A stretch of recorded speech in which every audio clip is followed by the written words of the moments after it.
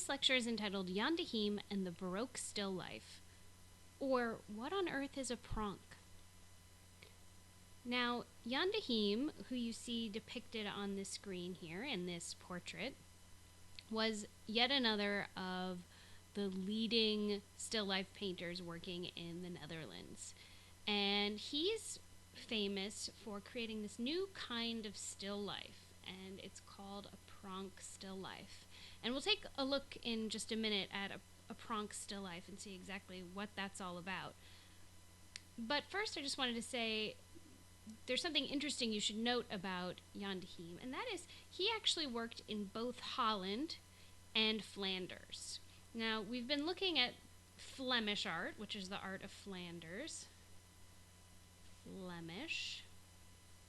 And as you should know, Flanders was Catholic. And we're going to be looking at Dutch art in the coming units.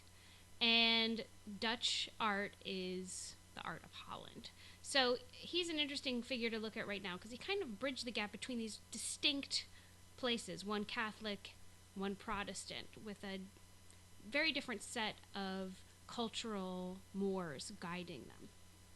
So now let's take a look at an example of Jan de Heem's still life painting.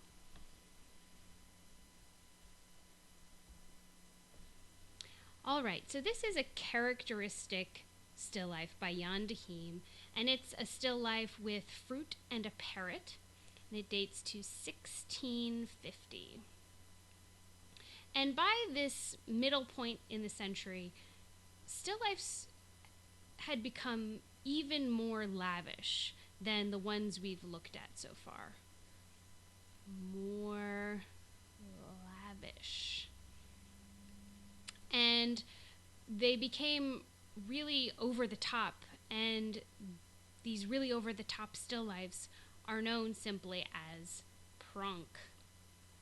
That is what a Pronk still life is. And Pronk means ostentatious.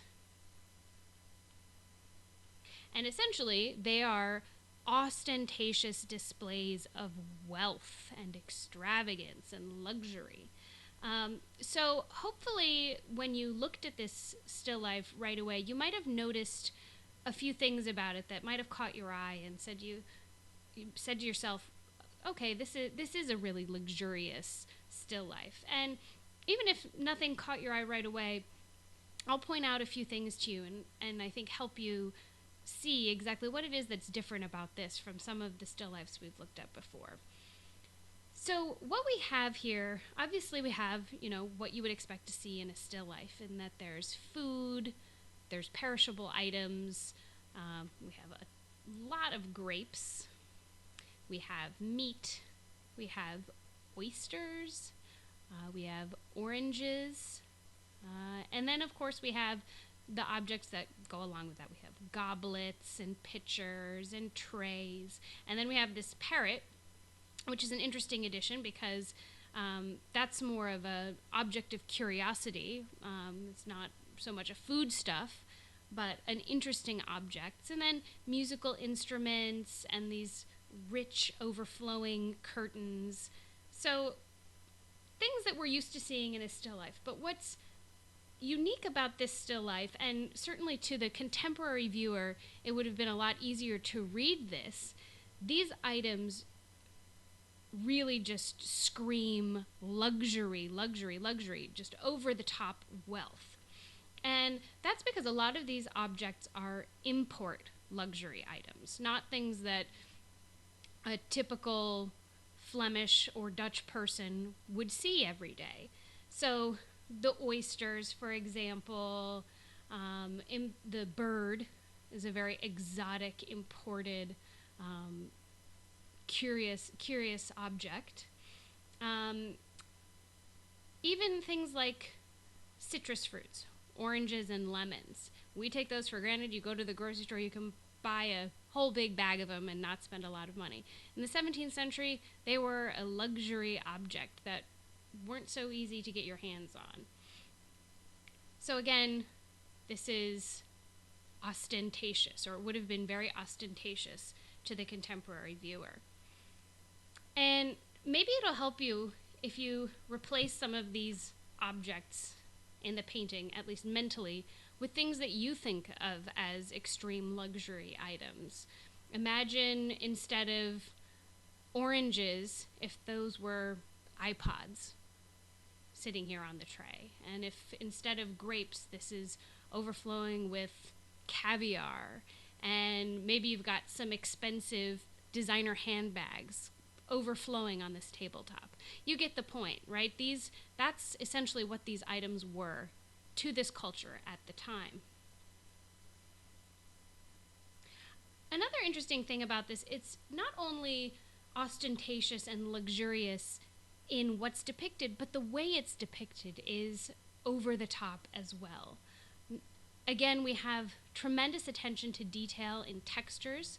I like this detail over here, for example. You can see a reflection of a window in this glass, so really captured that sense of light reflecting off of glass. You can see that up here as well.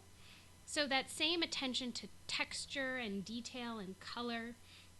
But even the way the artist has assembled these items suggests luxury. I mean, if these items are so expensive, it's almost surprising to us that they would be assembled in such a careless way. They're just kind of strewn across this tabletop. It doesn't seem like a lot of care has been given to them, which even suggests more wealth if someone can be so careless with such luxury items. So that's a very deliberate thing Jan de Heem has done here as well, is displayed the items in a way that suggests no care, the true sign of wealth. One final point I just wanted to ask you about is, where do you think this scene is located? I ask because there's this whole interesting side of the painting over here, and the scene seems to be set in front of a broken wall. It almost seems like an ancient ruin or something, the way the walls crumbled at the top there and there's vines growing along it. And then there's this expansive view into a really beautiful, almost idealized landscape. And that's a really interesting detail. I think it's interesting that he chose to depict his objects against this kind of setting, because it kind of removes it from the ordinary, even furthering that sense of luxury, and almost puts it in a dreamlike, mystical setting. It's not a home, an ordinary place you would recognize. And let's scroll down for a second. Hopefully you recognize the image on the right, which is Franz Snyder's market stall. It's in stark contrast to this image as well. It's not in an identifiable commercial space. It's in this abstract, again, almost mystical, magical Neverland. So I think that's a really interesting detail that adds to that sense of luxury and ostentatiousness.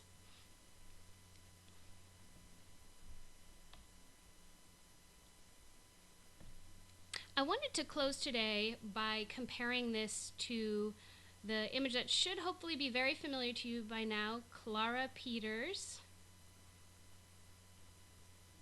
It's her still life that we looked at a while ago now.